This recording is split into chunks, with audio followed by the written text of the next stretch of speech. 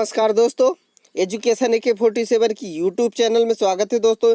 इस वीडियो में बात करने वाले हैं दोस्तों 29 मई 2021 के मोस्ट इंपॉर्टेंट करंट अफेयर के क्वेश्चन, जो कि आपके एग्जाम के लिए बहुत ही इंपॉर्टेंट रहता है, आपके नॉलेज के लिए, आपके अपडेट के लिए डेली का दोस्तों। तो आपको जो है डेली जो है फॉलो करना है। डेली करंट अफेयर आपको बता देते हैं हमारे चैनल के माध्यम से। डेली करंट अफेयर के साथ जो है रोजगार वैकेंसी की जानकारी भी प्राप्त कर सकते हैं। साथ में ऐसे बहुत सारे नॉलेजेबल वीडियो जो बनाई जाती है, जैसे संविदा, टीचर से रिलेटेड हो गया दोस्तों, बैंक से रिलेटेड हो गया, MPPSC से रिलेटेड है। तो दोस्तों अगर हमारे चैनल में पहली बार आए हैं या वीडियो देख रहे हैं दोस्तों, तो आप हमारे चैनल को सब्सक्राइब भी कर सकते हैं। आपको बता देते हैं ऑल इंडिया से रिलेटेड GK करंट अफेयर सारी जो है जानकारी आपको इस चैनल के माध्यम से प्राप्त हो जाएंगे दोस्तों। हमारे चैनल को सहयोग करें दोस्तों, आगे बढ़ाने में मदद करें दोस्तों, ज़्यादा से ज़्यादा जो है सब्सक्राइबर बढ़ाएं और जो है अपने दोस्तों को शेयर करें दोस्तों। और जो है डेली वीडियो देखिए दोस्तों, जिससे जो है आपका नॉलेज बढ़ सके। हमारा उद्देश्य जो है आपको जो है सफल करना है दोस्तों, और आपका सफल होना है। तो इस चीज़ को याद रखेंगे तो है आप जो है डेली पढ़े दोस्तों, सफलता प्राप्त करें, इस चीज़ को याद रखेंगे। आज का जो है PDF प्राप्त करना चाहते हैं दोस्तों करंट अफेयर के, तो हमारी जो है डिस्क्रिप्शन बॉक्स में है दोस्तों लिंक, वहाँ जाकर आप जो है डाउनलोड भी कर सकते हैं। चलिए दोस्तों स्टार्ट कर लेते हैं आज के जो है मोस्ट इंपॉर्टेंट करंट अफेयर, जो कि 29 मई 2021 का है। सारी घटनाएं दोस्तों इसमें देखेंगे और जो है डिस्कस भी करेंगे, साथ में बहुत सारे नॉलेज भी प्राप्त करेंगे। तो चलिए दोस्तों वीडियो पे बने रहें। स्टार्ट कर लेते हैं 29 मई 2021 के मोस्ट इंपॉर्टेंट करंट अफेयर, जो कि आपकी नॉलेज के लिए बहुत ही इंपॉर्टेंट रहता है दोस्तों। तो क्वेश्चन है हमारे पास, निम्न में से किस अभिनेता को यूनाइटेड नेशंस की इन्वायरमेंट बॉडी के जो है एम्बेसडर पद से हटा दिया है?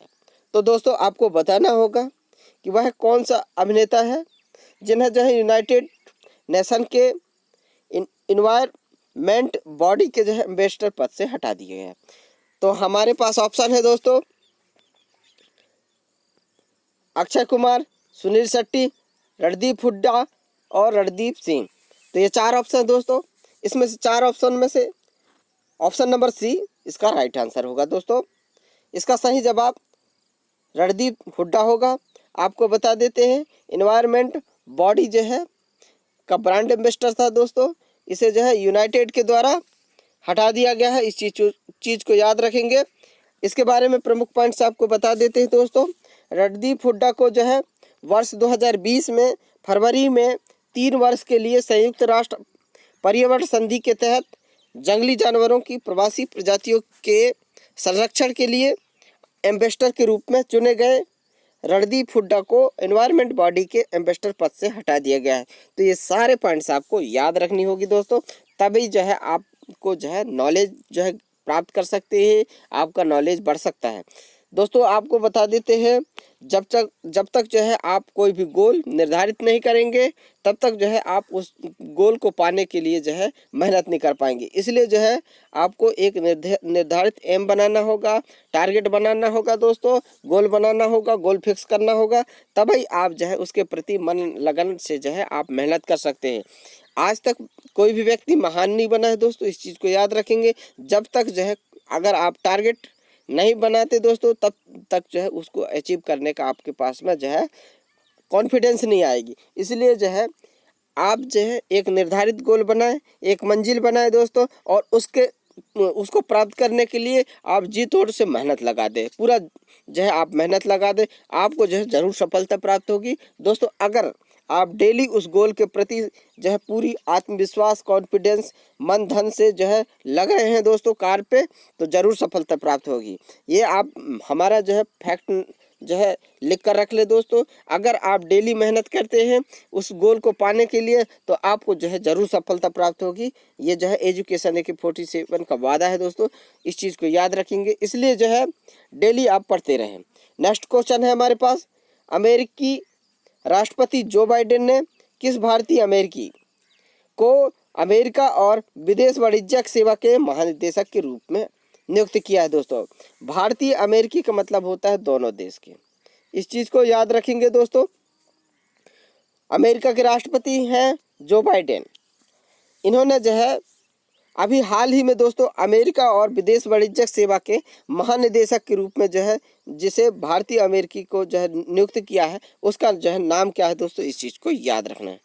तो हमारे पास ऑप्शन है दोस्तों संजीत वर्मा, अरुण वेंकट रमन, संदीप मेहता, सुजाता जायसवाल। इसका सही जवाब होगा दोस्तों, आपको बता देते हैं, अरुण वेंकट रमन को जो है महानिदेशक के पद पे नियुक्त किया गया है, वो भी अमेरिका के राष्ट्रपति जो बाइडेन ने। इस चीज़ को याद रखेंगे दोस्तों।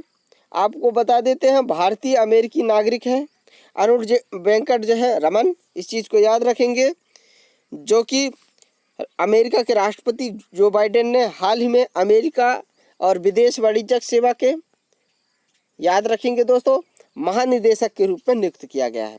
तो ये सारे पॉइंट्स आपको याद रखनी होगी अगर जो है आपको नॉलेज बढ़ानी है तो, और नॉलेज के साथ में आपको जो है अपने जो है एग्ज़ाम को क्लियर करना है दोस्तों, क्वालिफाई करना है तो नॉलेज रखना होगा।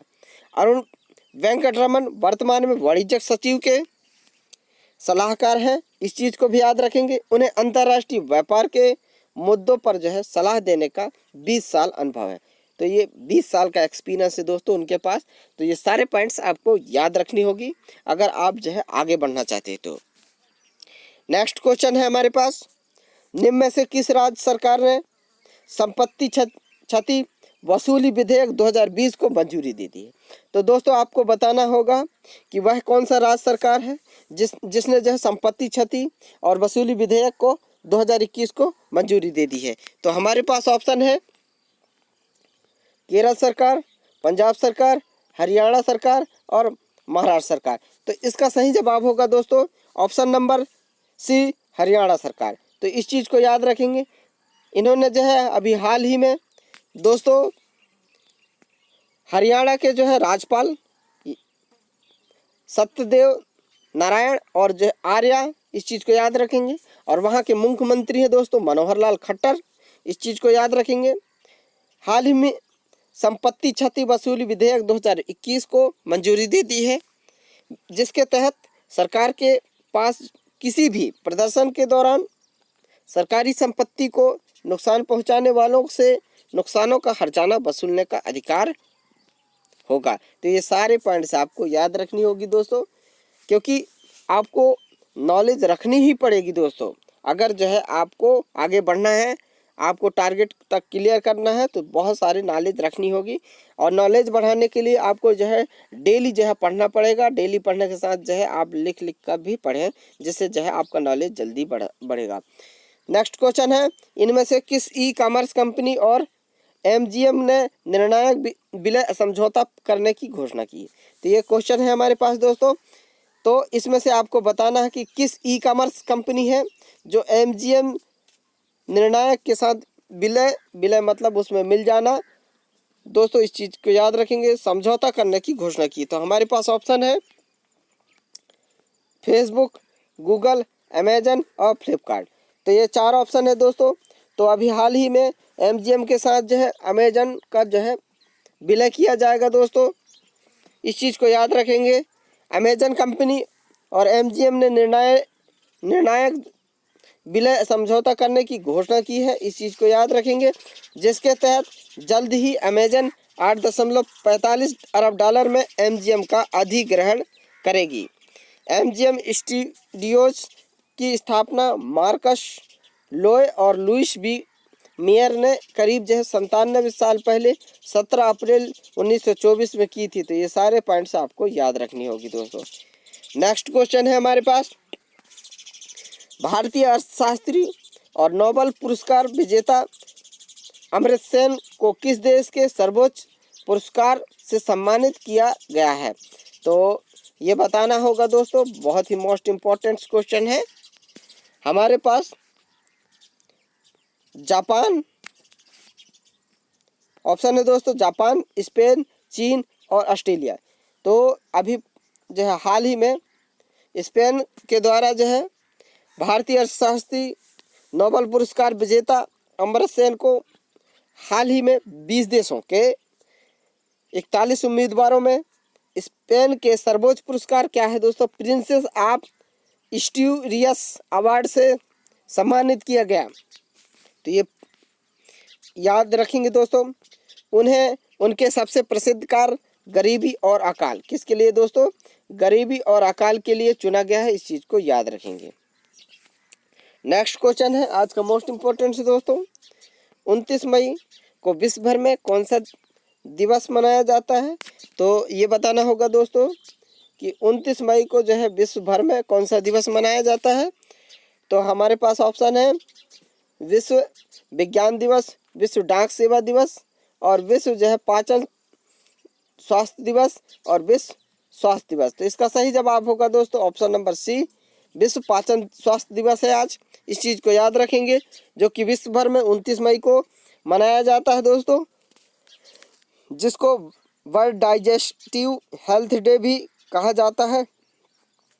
इस दिवस की शुरुआत WGO और WGOF के सहयोग से की गई थी।